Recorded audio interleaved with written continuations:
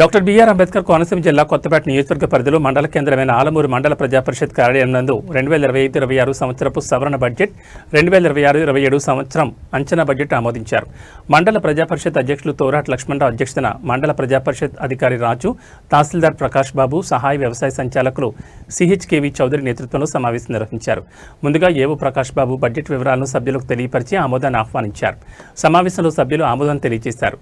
మండల అధికారి రాజు మాట్లాడుతూ ప్రతి ఒక్కరూ తమ గ్రామ అభివృద్ధికి సహకరించాలని తెలిపారు. సమావేశంలోని ఆయా గ్రామ సమస్యలపై ప్రజాప్రతినిధులను అడిగి పరిష్కారం తెలియజేశారు. తహసీల్దార్ ప్రకాష్ బాబు మాట్లాడుతూ వినాయక చవితి, దసరా ఉత్సవాలు, నిమజ్జన కార్యక్రమాల్లో ఎటువంటి అవాంఛనీయ సంఘటనలు జరగకుండా అధికారులకు ప్రజాప్రతినిధులు, ప్రజలు సహకరించినందుకు ధన్యవాదాలు తెలిపారు. అదేవిధంగా బహిరంగ ప్రదేశాల్లో ఫ్లెక్సీలు ఏర్పాటు చేస్తున్న వారు 2 రోజులు మించి ఉంచరాదని, లేని ఎడల శాఖాపరమైన చర్యలు తీసుకోబడతాయని, ప్రజలకు ఏ విధమైన ఇబ్బందులు కలిగినా సహించబోమని ఉన్నతాధికారులు ఈ విషయంపై ప్రత్యేక దృష్టి సారించాలని తెలిపారు. దీనికి ప్రజాప్రతినిధులు సహాయ సహకారాలు అందించాలని కోరారు. ఈ కార్యక్రమంలో మండల వివిధ శాఖల అధికారులు, గ్రామ సెక్రటరీలు, అధికారులు, సర్పంచులు, ఎంపీటీసీలు, సభ్యులు పాల్గొన్నారు.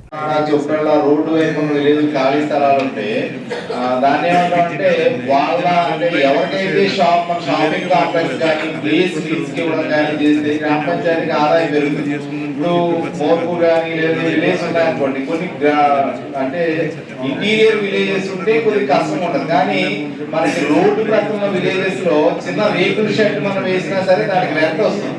అంటే ప్రభుత్వ స్థలంలో గుడ్ విల్ తో, అంటే మా పంచాయతీలో డబ్బులు ఉంటే ఓకే, పంచాయతీ డబ్బులతో కాంప్లెక్స్ కట్టొచ్చు.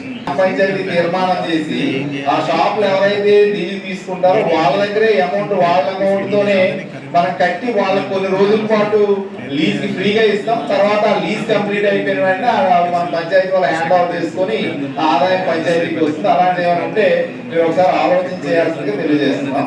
నెక్స్ట్ మనకి ఈ సంవత్సరానికి సంబంధించి బడ్జెట్ ప్రతిపాదనలు అనేవి మనకి రెడీగా ఉన్నాయి. సో గౌరవ మన మండల పరిషత్ పరిపాలనాధికారి ప్రకాష్ గారు బడ్జెట్ ప్రతిపాదనలు సంబంధించాల్సిందిగా కోరుకుంటున్నాం. తర్వాత టీసీలు కూడా చాలా మంది కొంచెం హార్ట్ అటాక్ అయ్యి రావడానికి ఇబ్బంది కలుగుతున్నాయి. అటువంటిది ఏం లేకుండా డీజే సౌండ్ బాగా తగ్గించి మీరు ఒక మంచి పద్ధతిలో మీరు ప్రజాప్రతినిధులు, ప్రజలు కలిపి ఈ భక్తి సంబంధమైన కార్యక్రమాన్ని కంప్లీట్ చేసినందుకు మీ అందరికీ ముందుగా థ్యాంక్స్ చెప్పాలి. అలాగే మా దేవీ నవరాత్రికి సంబంధించిన దేవి విగ్రహాలు కూడా కొన్ని చోట్ల అది కూడా సక్సెస్ఫుల్గా నిమజ్జనం చేశారు. ఆ దిశగా కూడా మీ అందరికి థ్యాంక్స్ చెప్పాలి. మీ సహకారం లేకపోతే సవరణ బడ్జెట్ తయారు చేయడం ఏంటంటే అది సూచనమైంది. అది మనకి తలసరి ఆదాయం వస్తుందంటే మనకి ప్రతి సంవత్సరం గవర్నమెంట్ నుంచి ప్రజెంట్ 4,08,000 ఈ సంవత్సరం వచ్చింది. అది ఈ సంవత్సరంలో 2026-27 సంవత్సరంలో 5,08,200 రూపాయలు వస్తుందని అంచనా వేయడం జరిగిందండి. అలాగే ఆస్తి మార్పిడిపై సర్చార్జ్ అంటే స్టాంప్ డ్యూటీ మన రిజిస్టర్ ఆఫీస్ నుంచి వచ్చింది 7,80,000 ఆదాయం వస్తుందని అంచనా తయారు చేయడం ఏంటంటే ఇతర ఆదాయాలు అంటే మండల పరిషత్ స్కూల్లో ఉండి కొబ్బరి చెట్లు, అలాగే ఏమైనా యాక్షన్స్ సంబంధించిన వచ్చిన ఆదాయం లేదా సేంద్రేజ్ ఇటువంటి ఏమైనా ఆదాయంగా 6,50,000 అంచనాగా తయారు చేయడం ఏంటంటే ఈ విధంగా మనకి ఇదివరకు గతంలో మండల పరిషత్ ఉపపద్ధతులు ఉండేవి, అవి కొద్దిగా మార్పు చేయడం జరిగింది గవర్నమెంట్ వారు.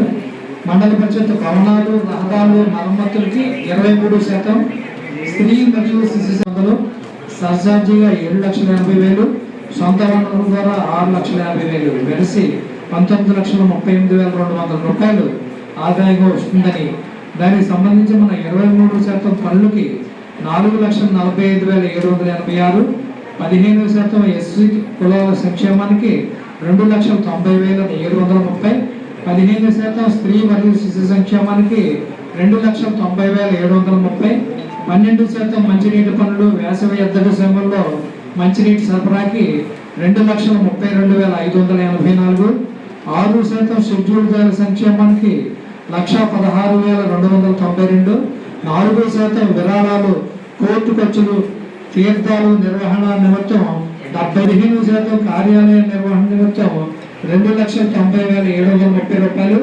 10% వైద్య ఆరోగ్య విద్యా సంక్షేమానికి 1,93,000.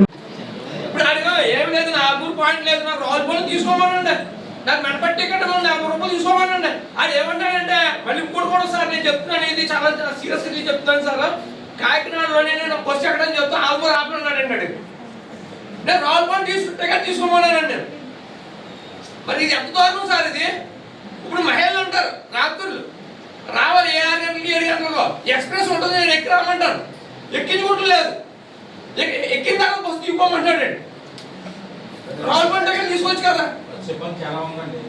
మరి అది చాలా సీరియస్ వస్తు నేను చెప్తున్నా. వేరే స్టాప్ ఆపుతారు కానీ ఇక్కడ అసలే ఇంకా ఎంత అయినా 6:30 వరకు ఆపుతారు. 7:30, 8 నుంచి అసలు వాళ్ళు ఎంత చేపెట్టినా కానీ అసలు ఆపట్లేదు. ఎవరు వచ్చారు? రండి రండి, ఇంకే మరి ఎంత సమస్య అవుతుంది రష్ ఉన్నా సరే ఆపండి. ఎక్కే అవకాశం ఉంటే ఎక్కుతారు, లేదంటే లేదు. కానీ రష్ ఉన్నా ఆపకుండా వెళ్ళిపోవడం అనేది చాలా నిర్లక్ష్యం.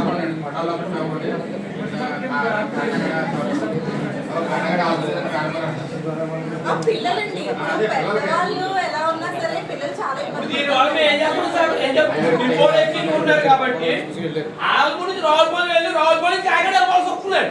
అంటే అక్కడ ఎక్కించేసుకుంటారు కాబట్టి ఇక్కడ ఆపట్లేదు. కాబట్టి ఇక్కడ నుంచి 20 రూపాయలు అంటే ఆటో మీద వెళ్ళి మళ్ళీ రావులపాలెం నుంచి కాకినాడ మన మీ బస్సు ఎక్కడ పెట్టినారు నాకు అర్థం కాదు. ఇక్కడ పాయింట్ లేదండి అసలు. మరి ఎందుకు ఆపట్లేదు? ప్రతి బస్సు కూడా పావు గంట బస్సు ఉంటుందండి. అలాగే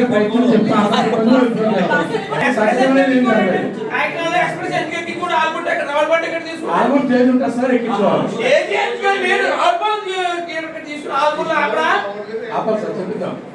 చెప్పాలండి. కాకినాడ డిఎం వారికి రావులపాలెం డిఎం వారికి కూడా ఇన్స్ట్రక్షన్ ఇచ్చి చెప్పిద్దాం సార్. రావులపాలెం డిపో బస్సు అంటే అది హైదరాబాద్ బస్సు కూడా ఆపాలా. మీరు ఏదైనా ఉంటే ఆ బస్సు నెంబర్ మాకు పెడితే మేము సిబ్బందితో మాట్లాడతాం.